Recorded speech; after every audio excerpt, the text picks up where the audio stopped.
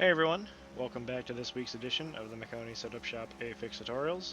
This week we're looking at the Phoenix Raceway, so strap in and let's get to it.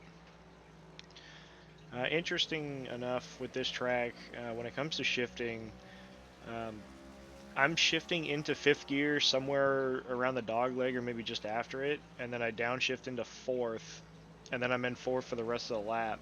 And what I think is going to be interesting is as this race goes on, whether one, if you're in traffic, because I think traffic is going to slow you down enough.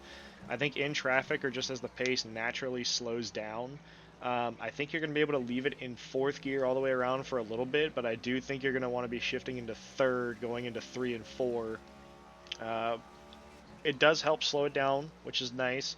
It's a feel thing, though, I think. Something that you definitely want to get some practice with, because 3rd gear really slows the car down in a hurry, so you don't need to use as much brake. But if you mess up the timing of it and you shift into 3rd too early, you could also lock the rear end and spin out. Um, Speaking from experience, it is possible.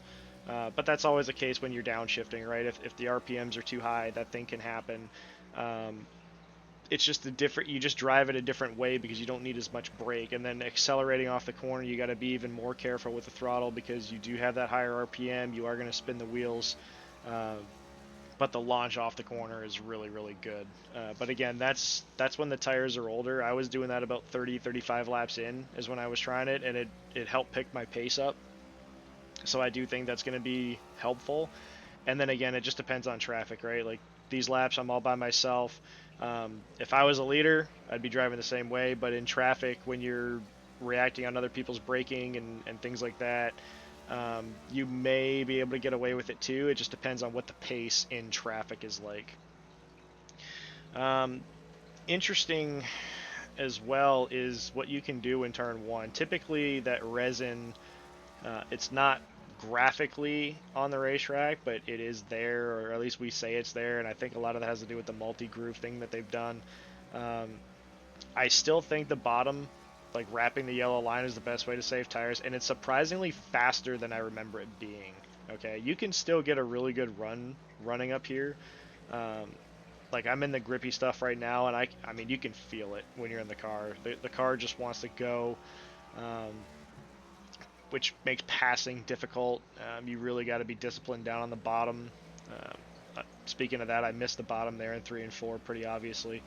Um, Early on in the race, I always think it's the best to save tires, and this yellow line is a great way to do it. You're naturally going to be a little bit slower. You're going to let the car roll.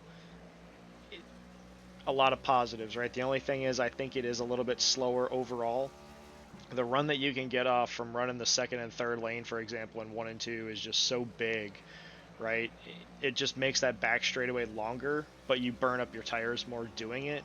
And with this short track tire, heat is a big factor. So if you're heating the tires up more, it's going to hurt you long run.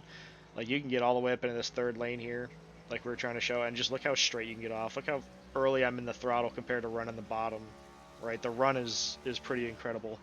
Turn 3, you've got to be on that yellow line. Okay, again, I missed it there. It's very easy to do. Okay, it's very easy to do, and depending on the track generation that you get, like I've had a few generations of this track from testing where it's incredibly grippy and it's hard to miss the bottom, right? And then I've had some track generations where it's just ice. Okay, I think 2 sessions before this recording, um, I couldn't even get off a 4. Like I was like quarter throttle, and if I got to like half by this point, I was spinning. It was fun. I don't know if the race is going to generate like that, but it was fun. It's just very difficult. The closer you get to the yellow line, the more grip you're going to be able to have down there. Okay, and it's like that in real life too. Everybody wants to wrap the yellow line.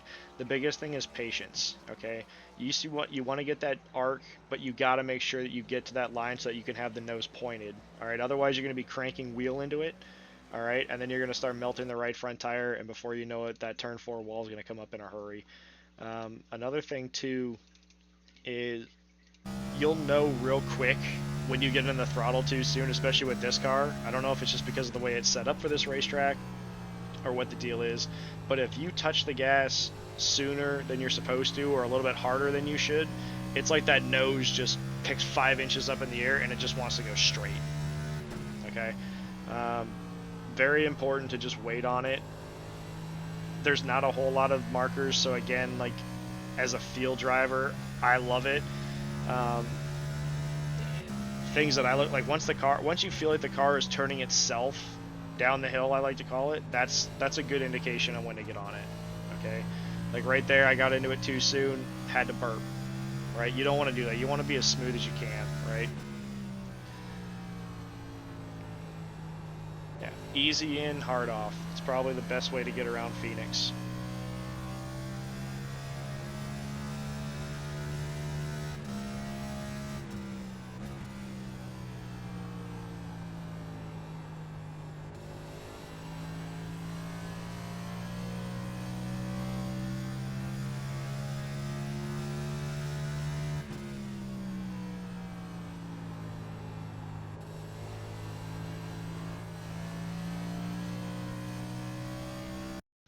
Yeah, guys, another big thing about this place, it's obviously pretty hard to pass and set up a pass. 3 and 4 is probably your best opportunity to complete a pass, in my opinion, especially with the exit. You have the dog leg, you can cut off a lot of racetrack.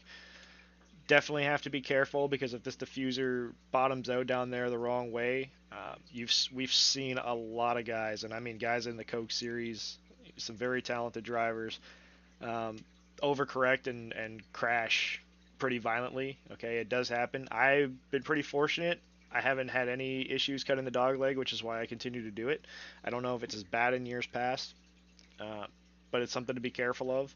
The other thing too is with the top and 1 and 2 being as gripped up as it is, and all that stuff, it's important that when you are trying to make a pass to be patient, don't spin the tires, and don't try to rush making the pass. Okay, if you are able to make a pass, typically it means you've saved your tires better and you are naturally a little bit faster. It's important to just be patient. Okay, if you're driving it in too deep and you're sliding up too far, you're just scrubbing speed and you're murdering your tires. Right? If you can be alongside of somebody getting off a turn 2, you have the advantage into turn 3 and 4, because the top in 3 and 4 is nowhere near as gripped up as 1 and 2. Okay, so it is important to try to save your stuff and set up the pass properly. Okay, once you're under somebody, just take what you've got. Again, there's no sense in driving it in a little bit deeper trying to get an extra couple inches, because you might get a little bit on entry and center, but you're going to give it all back and then some on exit. Okay.